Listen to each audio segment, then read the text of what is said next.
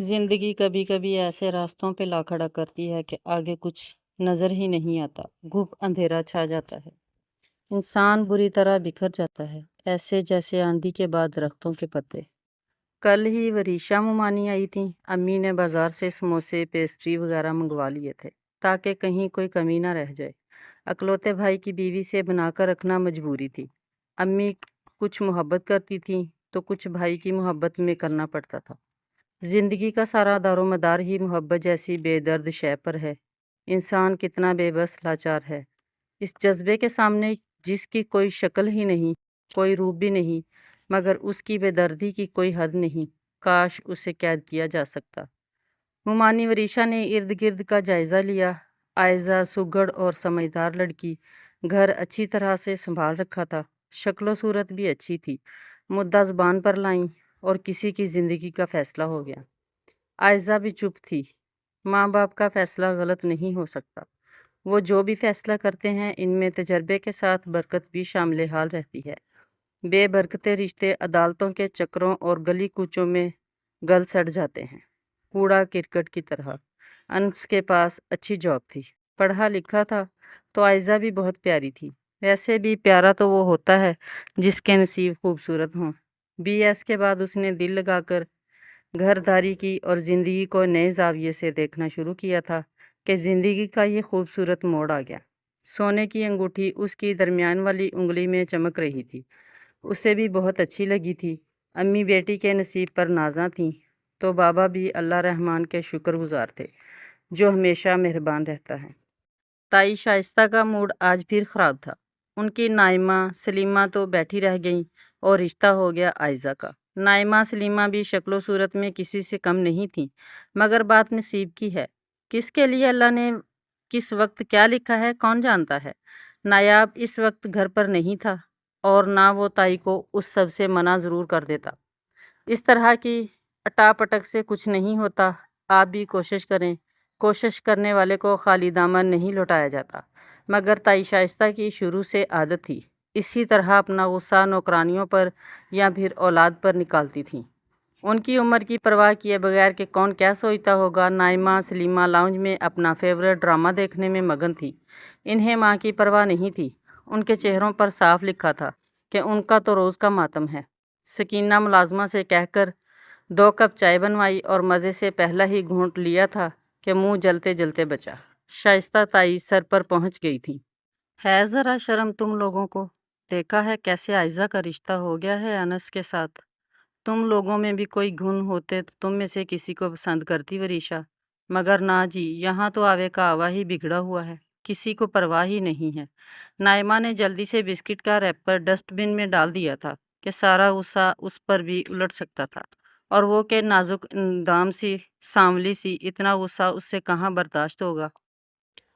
बात सारी नसीब की है, इस पर क्या लड़ना झगड़ना। झगड़ों से नसीब बदला करते तो दुनिया लड़ भिड़ कर सब सीधा कर लेती, मगर नसीबों की डोर किसी और के पास है, उससे राब्ता करना पड़ता है, और लोग बस उसी से ही भूल जाते हैं, और ये भूलना कितना बुरा है। इसी बहस तकरार में आयजा ने भी बालकुनी से झांका तो उसे पता था आज माहौल कतन अच्छा नहीं होगा। उसने भी नाइमा सलीमा से बात करने की कोई कोशिश नहीं की। लॉन में बेशुमार रंग बिरंगे फूल खिले हुए थे। अम्मी भी आज बहुत खुश थीं। एक तरह से उन्होंने शाइस्ता ताई को शिकस्त दे दी थी कि वो अपनी बेटी के फ़र्ज से पहले सुबकदोश हो रही थीं। यही खींचातानी तमाम उम्र रही। ना अम्मी बदली और ना कभी शाइस्ता ताई ने बदलने की कोशिश की। कभी ईद त्यौहार पर मुलाकात हुई भी तो सर्द मिजाजी की नज़र हो गई। बच्चे अलबत्ता बात करते थे और फ़ारूक और इबाद साहब की मुलाकात ऑफिस में हो जाती थी।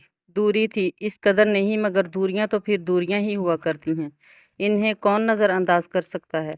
आयज़ा इकलौती होने की वजह से बहुत अकेलापन महसूस करती थी। नाइमा सलीमा से कभी कभी की गई गपशप अच्छी लगती थी, मगर अम्मी कहती थीं जैसी माँ है वैसी ही औलाद है, कम ज़र्फ़, और कम ज़र्फ़ों से ताल्लुक़ हम नहीं रखते। ज़िंदगी बहरहाल तमाम तर खूबसूरतियों समेत लाउंज में बराजमान थी। अम्मी को अनस का भेदभाव, बातचीत करना, चलना फिरना सब पसंद था। शुरू ही से समझदार बच्चा था। अनस को तो देखें, फ़ारूक साहब یہ ہوتا ہے بنا کر رکھنے کا فائدہ۔ اب میں اکلوتی نن ٹھہری، وریشا بھابھی کی، مگر بیٹے کے لیے پسند کر لی میری بیٹی۔ اب اگر میں ہی اچھی نہ لگتی بھابھی کو تو میری بیٹی بھی نہ بھائی ہوتی۔ سیانے کہتے ہیں کہ جس کی ماں اچھی نہ لگے اس کی اولاد بھی اچھی نہیں لگتی۔ یہ بڑی گہری بات ہے۔ فاروق صاحب خاموشی سے سن رہے تھے۔ رشتہ واقعی معقول تھا تو اعتراض کرنے کا جواز نہ تھا۔ زندگی بہت زیادہ اعتراض کرنے سے بدصورت ہو جاتی ہے، خاموشی اور صبر اسے خوبصورت بناتے ہیں۔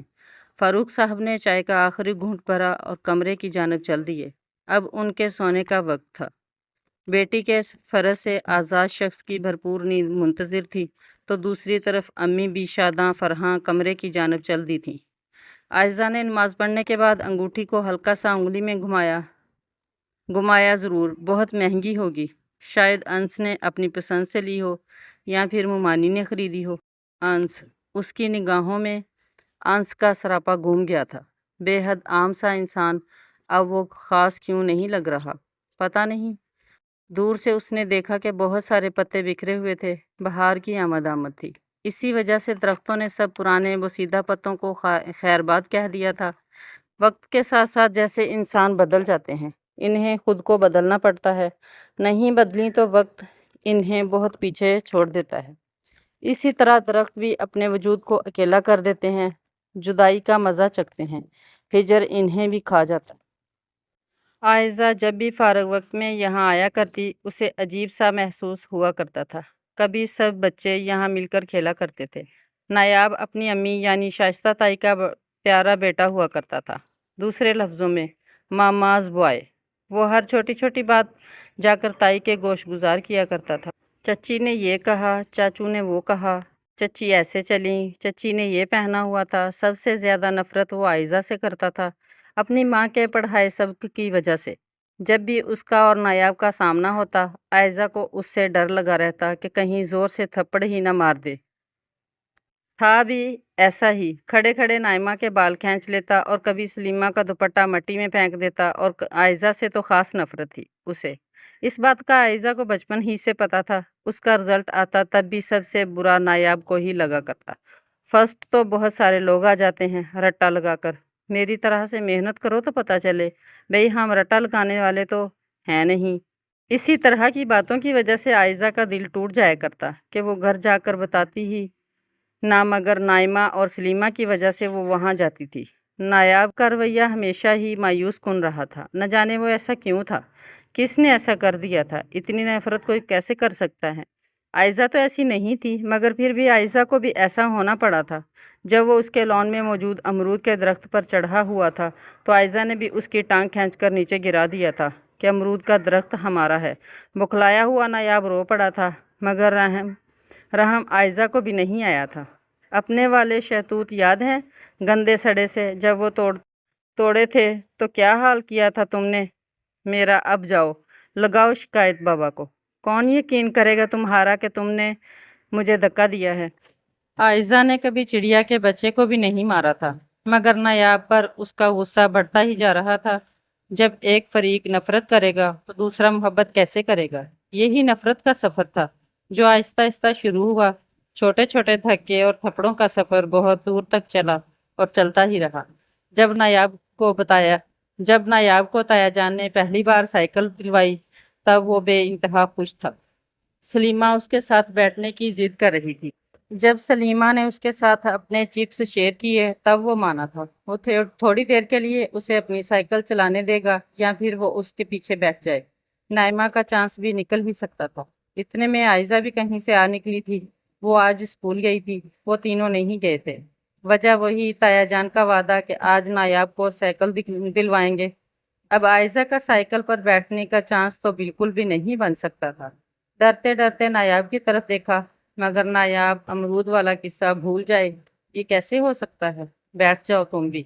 عائزہ مسکراتے ہوئے دوسرے چکر میں نہ جانے کیسے یقین کر بیٹھی اور پھر دوسرے ہی لمحے وہ نیچے گری ہوئی تھی۔ ماتھے پر چوٹ بھی لگ چکی تھی۔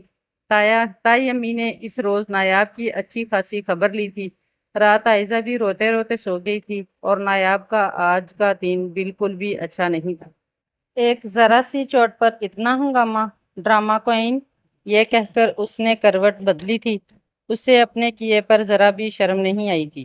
اس دن پروین شاکر کی غزل پڑھتے ہوئے اس کی نظر اسٹڈی سے باہر بھٹک گئی تھی۔ وہ نایاب تھا، ہمیشہ سے اٹھی ہوئی گردن والا، جس کے چلنے میں اسے کبھی کوئی کشش محسوس نہ ہوئی تھی، نہ کبھی بولنے میں وہ اچھا لگا، نفرت جو کرتا تھا۔ مگر آج وہ وہیں بیٹھ کر نظر سے اوجھل ہونے تک اسے دیکھتی رہی۔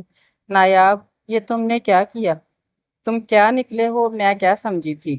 دل میں عجیب پکڑ دھکڑ جاری تھی، ایسے جیسے پولیس کسی اشتہاری ڈاکو کی تلاش میں سرچ آپریشن کرتی پھر رہی ہو۔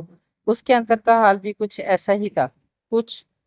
کیوں کچھ نہ بولے تم نایاب؟ کچھ تو کہتے۔ اتنا صبر تم میں آیا کہاں سے؟ نایاب، پوری کائنات نایاب ہو گئی اور خود آئزہ بھی نایاب ہو گئی۔ رنگ آنکھوں کا میری سنہرا ہو گیا ہے، تیرے عشق کا رنگ گہرا ہو گیا ہے۔ آئینہ دیکھتی ہوں تو سوچتی ہوں میرا چہرہ تیرا چہرہ ہو گیا ہو۔ وہ شام شاید ان دونوں کے اختلافات کی بھی شام تھی۔ وہ ہو گیا تھا جس کا تصور بھی نہیں تھا۔ آئزہ تایا جی کے پاس بیٹھی ہوئی تھی کہ شائستہ تائی نے یہ خوش خبری نایاب کو بھی سنائی تھی۔ آئزہ اب انس سے منسوب ہے۔ نائمہ اور سلیمہ کے لیے تو یہ بات ہفتہ بھر تھی پرانی، مگر وہاں سب کچھ پرانا نہیں تھا۔ آئزہ نے دیکھ لیا تھا نایاب کی آنکھوں میں چھپے آنسو۔ نایاب آئزہ کے لیے رو بھی سکتا تھا۔ نایاب تم، یہ خواب نہیں تھا، سامنے کی حقیقت، جیسے اس کا سب کے درمیان میں سے اٹھ کر چلے جانا۔ اور آئزہ کی حالت بھی آئزہ کا دل جھٹلا نہیں سکا تھا۔ اس کی آنکھیں جھوٹی نہیں، محبت کی نہیں جاتی نہ، یہ تو بس ہو جاتی ہے، کب کس سے ہو جائے یہ بھی پتہ نہیں چلتا۔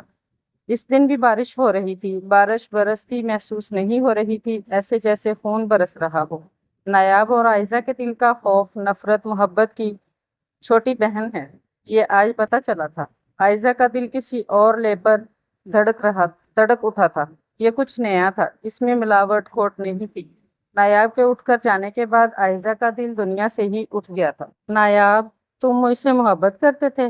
اف نایاب، دھڑکنیں جھوٹ نہیں بولتی، اس کا دل بھی جھوٹ نہیں بول رہا تھا۔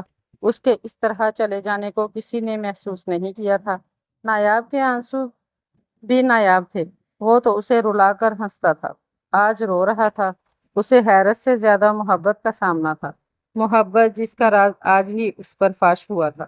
سمندر کی لہروں کی طرح محبت اپنا راستہ خود بناتی ہے، اسے کوئی راستہ دے نہ دے، اسے راستہ مل جاتا ہے، خوشبو کی طرح سفر کرتا عشق۔ آئزہ اس رات چپ چاپ سو گئی تھی، امی اور پاپا نے اس کی خاموشی محسوس نہیں کی۔ وہ پہلے بھی خاموش تھے، زیادہ تر خاموش رہنا، مگر اس خاموشی میں زور آور چیخیں چھپ کر بیٹھی تھی۔ کوئی نہیں جانتا تھا کہ آئزہ کے دل پر کیا بیت رہی ہے۔ سائے ٹیبل پر دری سنہری انگوٹھی حیران تھی۔ یہ عمر تھوڑی ہے تمہیں چاہنے کے لیے، وہ جو عداوت تھی نبھانے کے لیے۔